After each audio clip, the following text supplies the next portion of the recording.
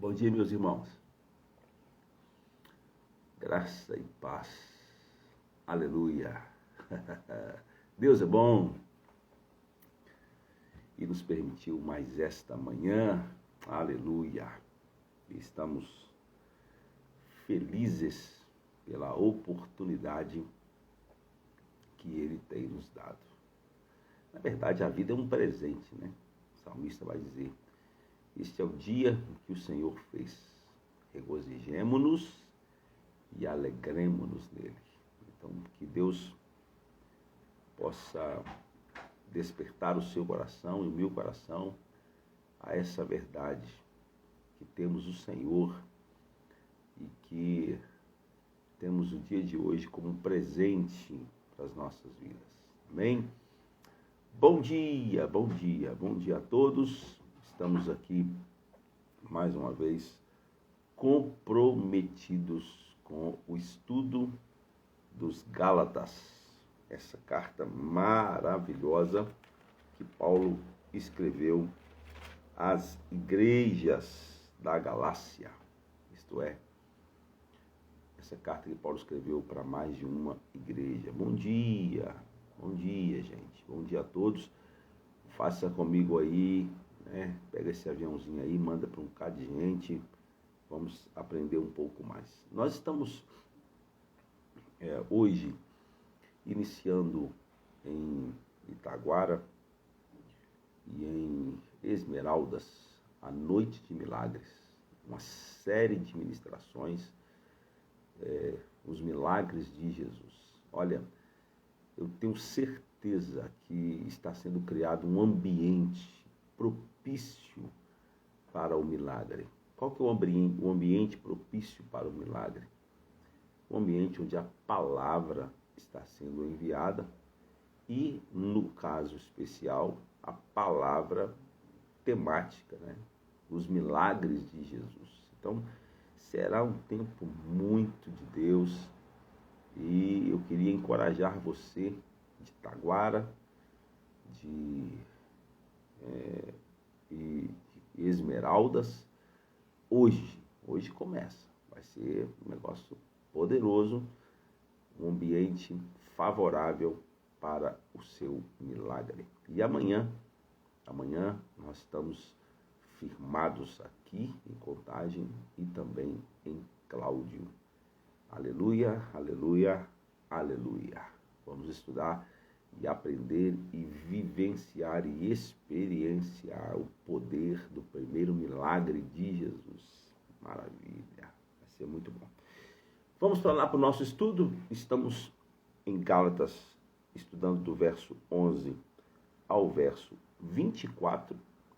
Já estudamos a parte da estrutura, né, do Evangelho de Paulo, do Evangelho de Gálatas. E, novamente, estamos do verso 11 ao verso 24, agora estudando o processo de formação de Paulo. Formação apostólica, a formação da liderança de Paulo, a formação da vida cristã de Paulo, tudo está revelado e colocado aqui nesses versos 11 ao 24. É importantíssimo isso, né? Paulo começa se apresentando da forma também que ele experimentou esta formação, né? Para que tivesse autoridade para falar. Então, dentro desse processo de formação, nós já falamos que Paulo foi separado por Deus desde o nascimento, foi chamado também pela graça de Deus, né? Que teve filho revelado nele, falamos isso. Falamos também que o evangelho que ele recebeu foi diretamente dado pelo próprio Cristo, não custou nem carne nem sangue. Falamos também do processo, né, que Deus trabalhou na vida de Paulo para uma perfeição naquilo que era o evangelho que ele receberia e deveria dar, né? Então, que Deus usa algumas formas para fazer isso. Então, já trabalhamos o estágio da solidão. Verso 17, Paulo ficou 3 anos na Arábia, né? Deus usa a solidão, o deserto, lembra? Para trabalhar as nossas vidas. E hoje nós vamos estudar ainda o verso 17, o final do verso que diz que e voltei outra vez a Damasco. Voltei outra vez a Damasco. Então, Gálatas 1,17 diz que depois de passar pelo deserto, Paulo voltou para Damasco. Foi nesse momento que Deus usou a ferramenta do sofrimento. Não sei se você está lembrando, se você estava segunda-feira, que eu falei que Deus usa 2 princípios para trabalhar a nossa vida. O primeiro, o princípio da porta, que são as experiências instantâneas, uma experiência instantânea de transformação de vida, como se passar de uma porta, né? Você está num ambiente, passa na porta para o outro ambiente, é a experiência da conversão. Paulo passou pela experiência da conversão no caminho de Damasco, ok? Mas eu falei do outro princípio, que é o caminho, né? Então, que é um princípio mais longo, que é um tempo mais longo, enfim, que é a vida toda até Jesus voltar, que é onde Deus trabalha as nossas vidas. Então, Paulo agora está sendo trabalhado no caminho. Então, Deus usou a ferramenta da solidão, Deus usou a ferramenta da solidão, e agora Deus vai usar a ferramenta do sofrimento, né? Quando ele teve um encontro com o Senhor, Deus disse para ele: eu vou te fazer sofrer, você vai ver quanto vale sofrer pelo nome de Jesus. Então, Saulo, porém, se você quiser ver Atos 9, 22 ao 24, Saulo, porém, mais e mais se fortalecia e confundia os judeus que moravam em Damasco, demonstrando que Jesus é o Cristo. Decorrido muitos dias, os judeus deliberaram entre si tirar-lhe a vida. Começa o sofrimento, está vendo? Porém, os planos deles chegou ao conhecimento de Saulo. Dia a dia aguardavam as portas para o matarem. Atos 9, 22 ao 24. Então, quando Paulo volta de Damasco, verso 17, quando Paulo volta outra vez a Damasco, na Arábia, ele agora é um homem marcado para morrer. Eles querem matá-lo. Eles vão fazer de tudo para matá-lo. Você pode imaginar alguém como Paulo sendo, de alguma forma, contrabandeado para fora da cidade através de um cesto descendo uma muralha como um criminoso, um homem de bem, um homem que estava defendendo ali a palavra de Deus, que recebeu um evangelho genuíno e agora está pregando, né? Vivendo esta humilhação. Não é fácil, né? Se Paulo passou por esse tipo de sofrimento, não devemos estranhar quando estivermos também no fogo. Isso faz parte do processo, faz parte do caminho. 2 Coríntios 11, 24 ao 27, nós temos um resumo de tudo que ele passou. Mais ou menos o resumo aqui, olha. 195 chibatadas, espancamentos, apedrejamento, naufrágio, morte, perseguições, prisão, frio, fome e sede, né? Para não mencionar, né, ainda a sua doença ocular, que acredita-se que ele tinha um problema sério na visão, que estava o desfigurando, segundo alguns historiadores.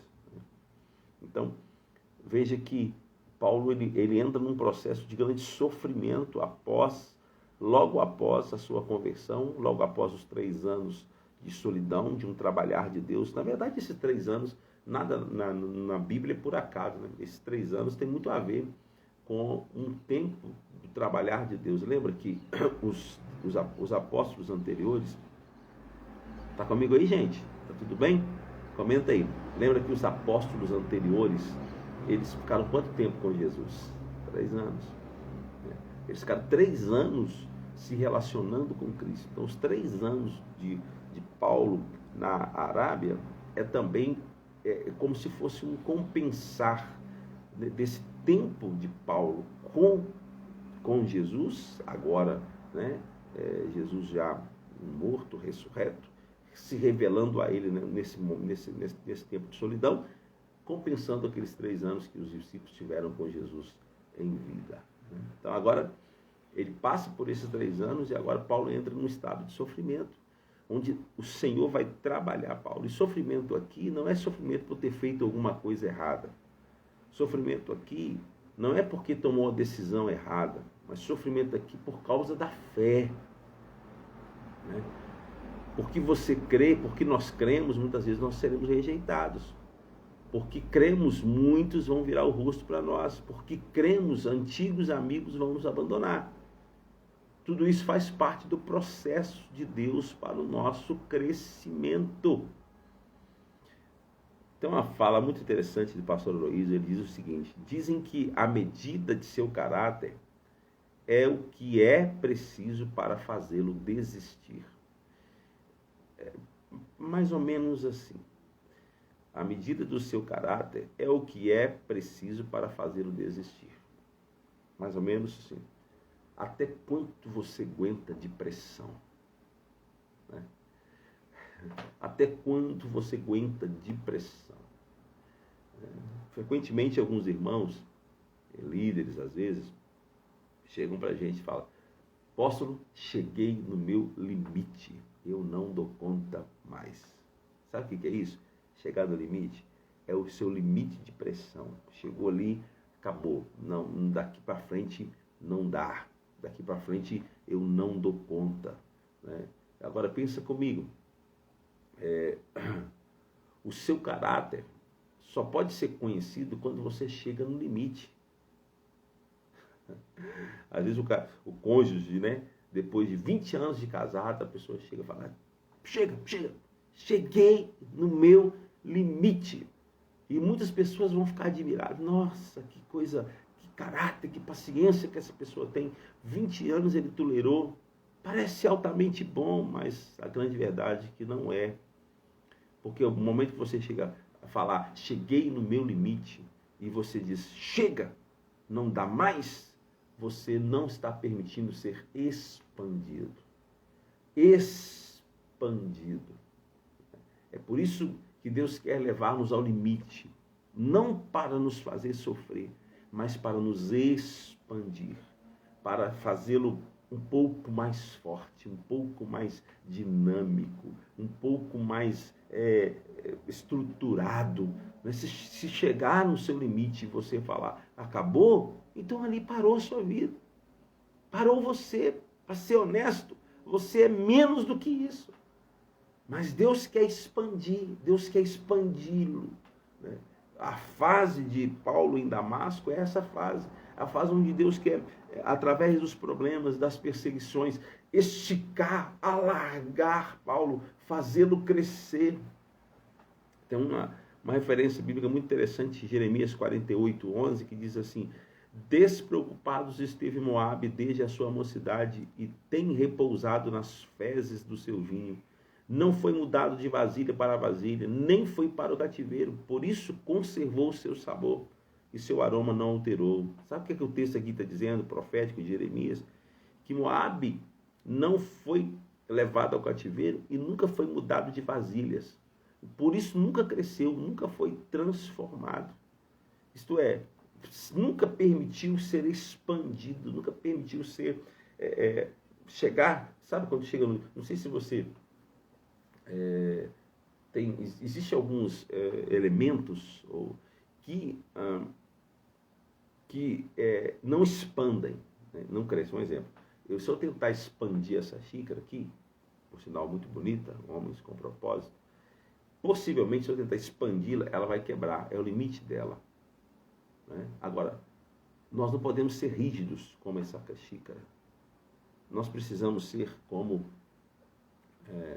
um balão, né? Apesar de que o balão também tem seu limite, mas é só para você entender. Eu preciso estar pronto para ser expandido, para crescer. Sabe o que é maturidade?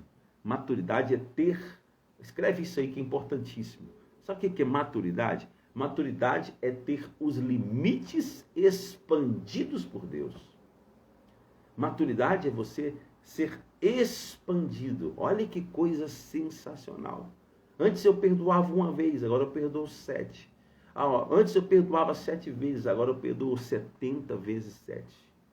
Isso é ser expandido, tá vendo? Antes eu perdoava R$1, agora eu perdoo 10 mil. Antes eu perdoava 10 mil, agora eu perdoo 100 mil reais. para expandir a nossa capacidade, Deus vai permitir que passamos por diversas provações e sofrimentos. Ser alargado por Deus significa que depois de uma experiência ou situação, você não consegue ser mais como antes. Você foi expandido. Né? Há certos materiais que possuem a propriedade física de ser expandido e não mais voltam ao seu tamanho original, foram alargados. Ô glória! É Deus está fazendo isso com Paulo, Deus está fazendo isso com até então chamado Saulo, Deus está fazendo isso com Paulo, Deus está fazendo isso comigo, Deus está fazendo isso com você. Nós não devemos buscar o tratamento de Deus, mas quando ele vier, nós não devemos fugir dele. Sabe, se Deus começar a soprar você para expandi-lo, para se tornar alguém maior, melhor, mais capacitado, mais maduro, se Deus começar a largar você, deixa Deus fazer isso. Ele está trabalhando para que você se torne alguém mais preparado e maduro. Isso é importantíssimo. Conhecimento intelectual acumulado sem o tratamento de Deus possui muito pouco valor espiritual. Está comigo aí? Ai, ai. Há algumas coisas que nós, seres humanos teimosos, só vamos aprender por meio do sofrimento. Então, Deus usa isso para trabalhar Paulo. E ele usa isso para trabalhar eu e você. Então, foi isso que Paulo viveu em Damasco. Está sendo abençoado? Está aprendendo? Vamos mais um pouco. Agora o verso 18. Vamos ver qual que é a outra fase no caminho que Deus está trabalhando Paulo. Depois, passado 3 anos, fui a Jerusalém ver a Pedro e fiquei com ele 15 dias. Agora, em Jerusalém, Deus vai usar uma outra ferramenta para trabalhar Paulo. A ferramenta que Deus vai usar agora é a ferramenta do equilíbrio espiritual. Por que Paulo precisava passar por isso? O que Paulo tinha de palavra de Deus, ele recebeu por revelação. Você concorda que isso é perigoso? Paulo poderia se ensoberbecer. Então Deus agora quer trabalhar Paulo para um relacionamento com aqueles que veio primeiro que ele. Então, Paulo foi a Jerusalém para ter um momento para se relacionar, com os apóstolos principais, ou os primeiros apóstolos. Agora, no verso 19 diz que e não vi nenhum outro dos apóstolos, senão Tiago, irmão do Senhor. No verso 18 diz, depois, passados 3 anos, fui a Jerusalém, para ver a Pedro, e fiquei com ele 15 dias. Uma observação importante, a palavra ver, aqui no original grego, ela tem suas variações, e é usada mais ou menos 1.400 vezes na Bíblia, a palavra ver.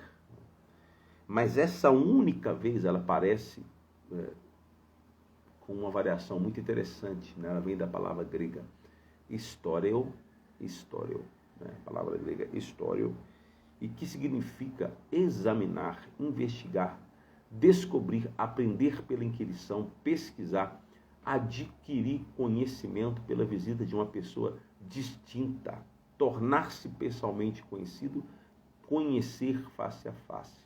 Então, quando aqui na escritura, no texto grego, aparece aqui, depois, passados 3 anos, fui para Jerusalém para ver, a palavra ver aqui é história. Então, a palavra ver aqui, ela tem uma conotação muito importante, que é uma conotação de exame, de investigação, de descobrir, de aprender por inquirição, de pesquisar, além de adquirir conhecimento, tornar-se conhecido. Então, nós podemos dizer que Paulo foi a Jerusalém para fazer uma história sobre Jesus e seus discípulos junto a Pedro. Na verdade, Paulo tinha recebido todo o evangelho ali por revelação, mas ele não estava com Jesus, ele não esteve com Jesus só no dia de Damasco, naquele encontro rápido. Mas ele não andou com Jesus, ele não viu os milagres acontecendo, ele não teve a oportunidade disso. Então agora ele quer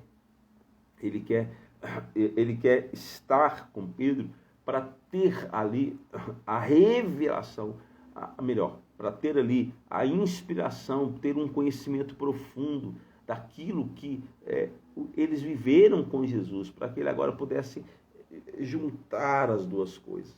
Mas, na verdade, Deus está usando isso como uma capacitação espiritual. Deus está usando isso de uma forma de trazer o equilíbrio espiritual, né? Pedro não foi o discipulador de Paulo, né? Pedro foi um mentor. Pedro foi alguém que Paulo consultou durante 15 dias, e esse foi o tempo que os dois ficaram juntos, que Paulo consultou para ter esses detalhes, né? Depois foram 2 semanas de total conexão. Eu imagino que eles não perdiam nenhum minuto, nenhum momento, porque eles estavam ali conectados. Eu imagino que Paulo fala: Pedro, me conta isso. Pedro, me conta isso outro. Pedro, como é que foi isso? E aí Pedro começava a falar: não, você esqueceu um detalhe, eu quero o detalhe. Como que foi? O que Jesus fez no dia que ele multiplicou os pães? Que coisa linda, hein, gente? O que Jesus fez no dia como é que foi ressuscitar Lázaro? Pedro, me dá esse detalhe aqui. Oh, que coisa linda, hein, gente? Coisa maravilhosa. Então, Pedro, ele foi esse mentor de Paulo, e Paulo teve essa direção de Deus de ir até Pedro para ser mentoreado. É muito importante isso, né? É muito importante a gente ter um mentor, alguém com mais experiência do que nós, para que possamos nos equilibrar, confirmar e liberar o próprio ministério, né? É importante que nós tenhamos isso, alguém que possamos ter comunhão apostólica, que possamos ter comunhão ministerial, para que haja mentoreamento, alguém que já passou por onde estamos passando, alguém que já chegou aonde nós queremos chegar, alguém que já teve as experiências que nós não tivemos ainda, e assim ser mentoreado, sentar aos pés dessa pessoa e ser ministrado por Deus através dela. Então Pedro foi essa pessoa, né? Pedro foi usado por Deus para que Paulo pudesse seguir para o nível seguinte. Pelas experiências que Pedro tinha, ele compartilhou isso com Paulo. Então você precisa ser um discípulo, você precisa de alguém a quem prestar contas. Isso faz parte do seu crescimento, né? Isso faz parte do crescimento. No momento da crise, da solidão, enfim, no caminho onde essas ferramentas são aplicadas a nós podemos nos tornar desequilibrados, e precisamos de um líder, de um mentor, de um discipulador para nos ajudar nesse momento a sermos mais temperados e equilibrados, né? A verdade é que o equilíbrio é vital para sermos produtivos, né? Pessoas desequilibradas, elas não entram no descanso do Senhor. Elas não conseguem entrar no descanso do Senhor. E o plano de Deus é que descansemos para trabalhar. Ai, que coisa linda! E não que trabalhamos para descansar, né? No Velho Testamento, o descanso vinha no final de semana. Na nova criação, o descanso é no primeiro dia. Olha a diferença. No Velho Testamento, na Velha Aliança, o homem tinha que ralar, fazer esforço próprio para descansar. Aqui não, na Nova Aliança, o descanso vem no primeiro dia. Você descansa para trabalhar. Aleluia!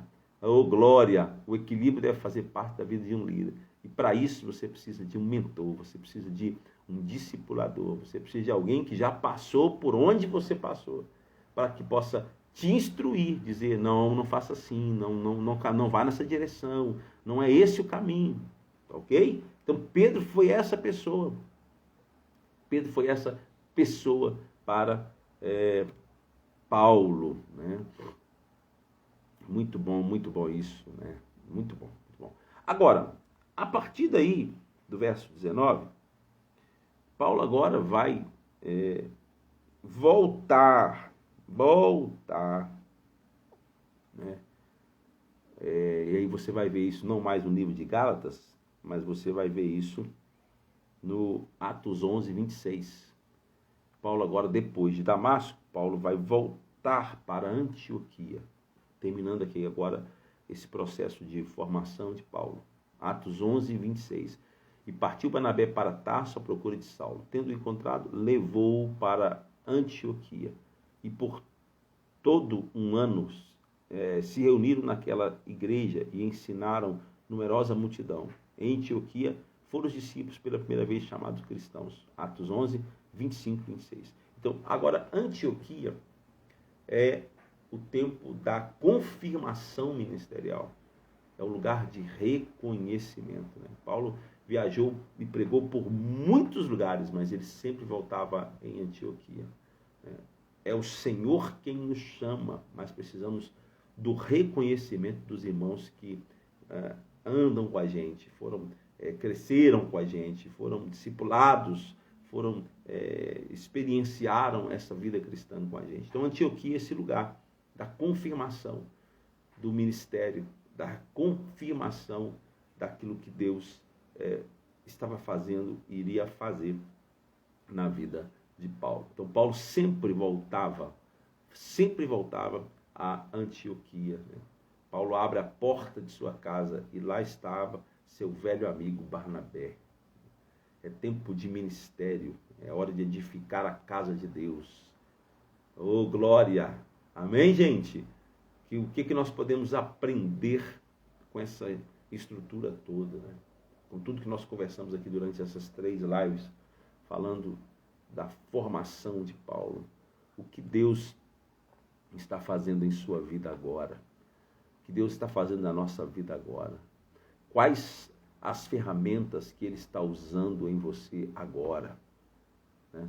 Será que é a ferramenta da solidão? Será que é a ferramenta do sofrimento? Será que é a ferramenta do equilíbrio espiritual, emocional? Será que... O que Deus está fazendo? Agora, a outra pergunta que não pode calar é como você e eu, como nós estamos respondendo a essa ação de Deus na nossa vida. Como estamos respondendo, né? Porque há uma expectativa no coração de Deus de fazer uma obra em mim, em você. Aleluia. Há uma expectativa. Deus quer trabalhar as nossas vidas de forma a fazer de nós homens e mulheres totalmente preparados e aptos para toda boa obra. Aleluia. Deus quer fazer isso comigo e com você. E Ele usa as ferramentas que Ele quer usar.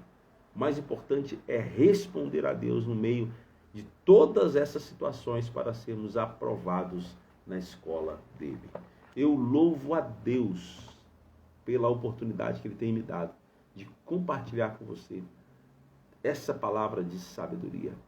E assim como Paulo passou pelo processo de formação, que eu e você possamos permitir ser conformados segundo a imagem de Cristo. E eu acho que uma das principais lições que nós recebemos aqui hoje é: permita ser expandido. Permita ser expandido. Não seja assim, ó. Nossa, tem líder que é muito rígido. Ele não pode ser expandido. Quando a gente tenta expandir, ele quebra. Não, permita, seja flexível. Sabe, o Evangelho da Graça faz isso com a gente. Nos torna flexíveis para que possamos ser expandidos por Deus e cresçamos. Deus abençoe você. Deus abençoe sua casa, sua família. Na sexta-feira, querendo Deus, nós já vamos para capítulo 2 de Gálatas. Eu acho que você nunca participou de algo tão importante assim. Estudar o livro, versículos por versículos, capítulo por capítulo, e entender com profundidade o que está sendo escrito aqui para mim, para a sua edificação. Então, nós vamos estudar a partir de sexta-feira, capítulo 2, do verso 1 ao verso 10. Amém? Deus abençoe você. Tenha um bom dia. Graça e paz.